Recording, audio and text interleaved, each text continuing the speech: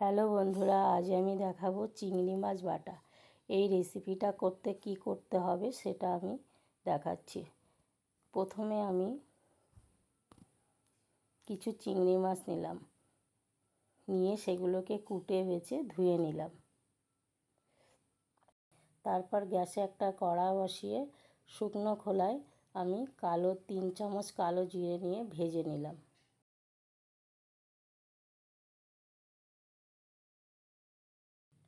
ভাজা হয়ে গেলে ওটা একটা পাত্রে ঢেলে নিলাম।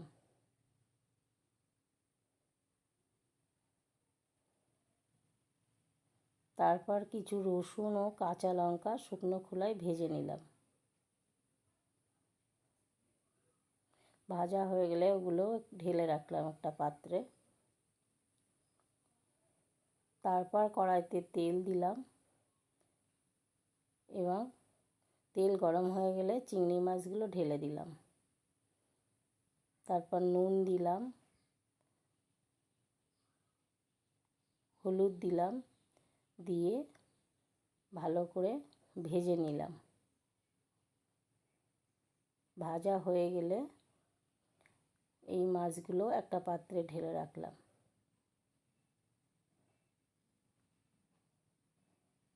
তারপর শিল নোড়ায় আমি এই মশলাগুলো এক এক করে বাটলাম।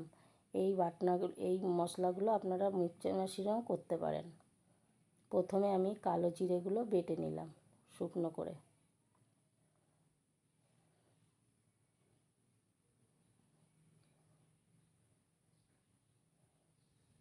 তারপর রসুন লঙ্কাগুলো বেটে নিলাম। আপনারা আপনাদের প্রয়োজন মতো লবণ, হলুদ, লঙ্কা দিয়ে নেবেন।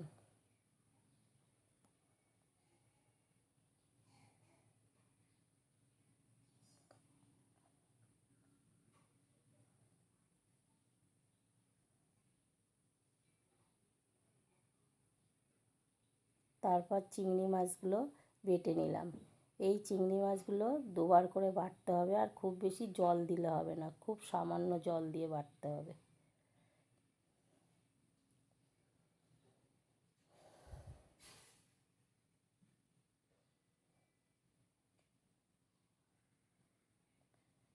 মাছগুলো আমার বাটা হয়ে গেল।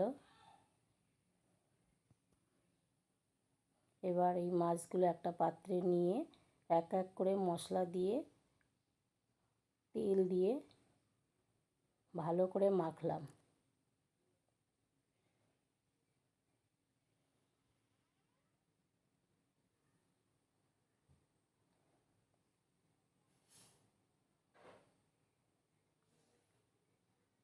এই বাটনাটা আপনারা ভাত দিয়ে খেতে পারবেন।